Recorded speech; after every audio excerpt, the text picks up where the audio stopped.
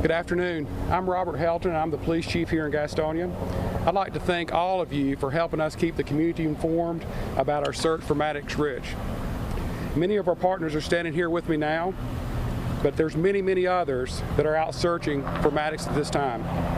Today we continue to search Rankin Lake on the ground and by air. Train crews on foot and ATVs expanded the search today by 2 miles. Specially trained dogs from the SBI and the National Center for Missing and Exploited Children also covered parts of the terrain. Gastonia EMS and its drone were up in the air as well.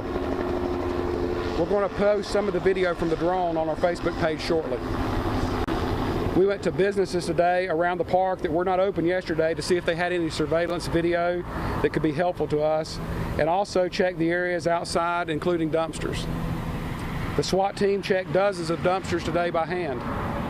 We want to make sure that we're checking every possible spot to find this child. Agents and detectives from more than a dozen local, state, and federal law enforcement agencies continue to conduct interviews today and follow up on any leads. To date, we have generated more than 80 leads to pursue in our search for Maddox. I want to continue to ask the community for help. If you were at Rankin Lake this past Saturday, please call us. We have talked to many folks that were out at Rankin Lake Saturday, but there's still many more that we would like to talk to. No piece of information is too small. Something that you may think is insignificant may help us in this case. We've established a special tip line for information. That number is 704-869-1075. Again, 704-869-1075. Now I'll turn it over to SBI Supervisor Jason Kaplan.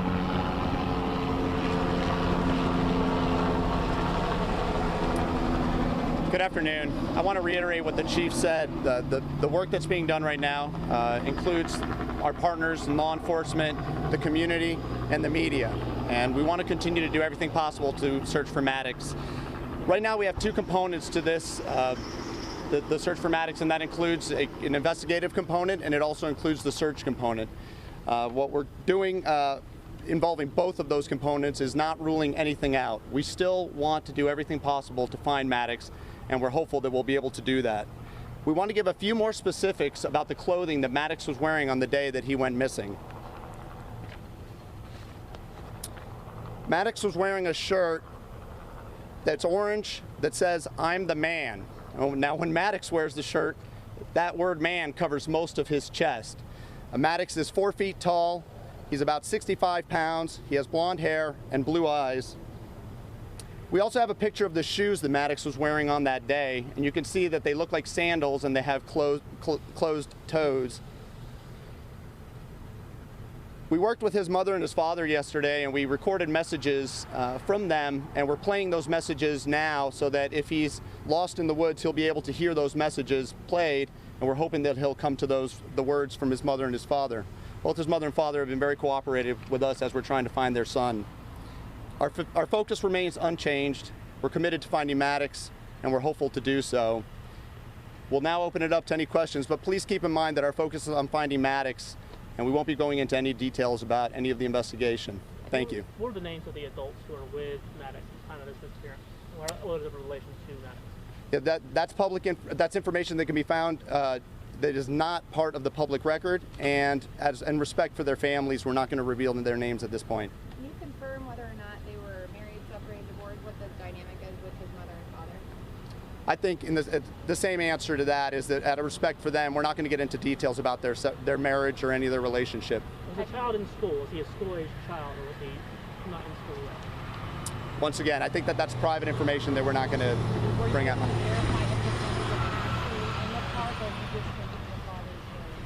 I think that we're not going to rule out anything. We're going to take any possibility, and we're going to include that as we work forward. Are there any other areas that you're searching besides this one in the 2 miles expanded? Any other towns or communities? Yes. Which one? I'm a minister, and a lot of communities got to me. They're concerned about the parents. They want to know where the parents, why the parents are not coming up, asking us to help them with that. We got a lot of people in the church and in the community. As a child, not whether he's black, white, breed or what his race is, and we're going to help. Why is the parents not going to come up and plead for help for their child? That's what we want to know. They've asked us to. But why they can't come out and show their face? Are they afraid to show their face? I've seen it in a lot of cases where parents, child is missing, the grandparents or the parents come from, the grandparents or member of the family, uncle, come out and say, this is my niece, my nephew. They do as well. And the dog, they can go out looking with it fine. Now, if I go up to that store and steal something at the store and run over in that woods, you get my scent, and the dog's going to be behind me within 30 minutes or 40 minutes, you won't have me. Did the dog find a scent? Sir, you can't judge. No, I'm not you. You can't judge how a parent is going to respond in a situation like this. They're asking for your privacy. Okay. So please try to put yourself in their shoes. You just don't know how someone's It's been her wishes for privacy and the father for privacy, and so that's something that we're trying to respect. Do you guys consider the father a suspect at this point? At this time we're looking at all possibilities. Is that how you lean? The other communities that you were searching? Say again? The other communities? We're not going to get into the investigation of what we're at right now. Do you at any point, or is there anything that you have come across that leads you to believe foul play? Like I say, we're not ruling anything out, looking at all possibilities right now. What information Last can you guys actually question. reveal that are, what information can you guys reveal if you guys haven't revealed much about the people involved, the information of the kid? One thing that we are doing to add to the search of the lake and the air search is we also have been bringing the lake back so that we can see the shoreline, and we're also now taking canine specialty dogs around the lake, just looking for any other possible leads or any other thing we can find. Do you have persons of interest right now? Appreciate you. Do you have persons of interest right She now? just wants to ask a question about search, which I think is appropriate. I'm sorry. And this will be the last question. I'm Eric Hendricks, Gaston County Emergency Management Fire Marshal's Office. Yes, ma'am. It sounds like it's been very specific how you've been conducting the search, whether that be draining the lake back, specialized drones. Can you walk through the tools you're using to try to find them? Certainly. We're using a combination of air assets, which you can hear behind us now. We're using what we call ground pounders, or walking teams that go out and do physical ground searching. We're using drones, both nighttime and daytime drones, high definition, 4K definition type drones to search areas. Again, just like with the lake, we're bringing that down so that we can expose more ground and more areas. We basically use major roadways as our boundaries. We work back in from those boundaries so that we can say we've got containment, or we feel like we've got containment in certain areas. And as we continue through those areas, we'll just like today, we've been backtracking over areas that we've already covered just to make sure that we're really doing this thing thoroughly. So that's about it. Are you going to search through the rest of the night and tomorrow, or when do you guys? Thank you. We'll give you an update moving forward as to what the plan is for tonight in the search area. We're getting the FBI wanted poster, the missing poster, updated right now to include the photos of the shirt, of what the shirt looks like, and of the actual shoes. So you'll be able to see that online in just a couple minutes if we did not get a good shot of this here. That will be added, and that's something that we would ask that you would share. I know there's a lot of questions that you guys have, but please understand, if we revealed everything that we know about our investigation to the public, it does not help us to find Maddox. That is what we all should be focused on, is finding this little boy, and we appreciate your help in order to do that. So, Shelley, do you? And we'll continue to put out information about any sort of updates or press releases. Check the Gastonia Facebook page too. We're pushing out pictures there of other things that we're doing. There's a lot going on that you guys are not seeing because that is by design, right? You're not supposed to be everywhere that we are. So the update that you were talking about. I'm not going to answer questions for you guys. I'm just trying to let you know where you can look for information. Yes, we will look for an update about what's going to happen here overnight. Can you spell your name? SHELLEY LYNCH. We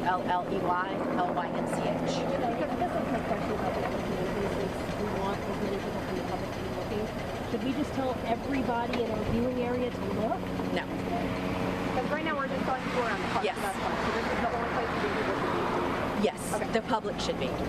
Trained people in searches and investigations are looking around this area, and that's really what we need them to focus on. Sometimes the public, general public coming in and doing a search could be more detrimental, as in ruining evidence, other things like that. And I understand that what their thought is, but are trained people that are doing this and doing this the right way. Why so guarded about basic information about this? It's not basic information. It's not part of the public police report right now, and they're asking us for privacy. Thank you. All right, we need to wrap it up.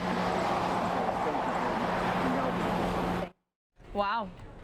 Interesting news conference, to say the least. Police admitted that they are purposely not telling the media everything in order to find this little boy safe.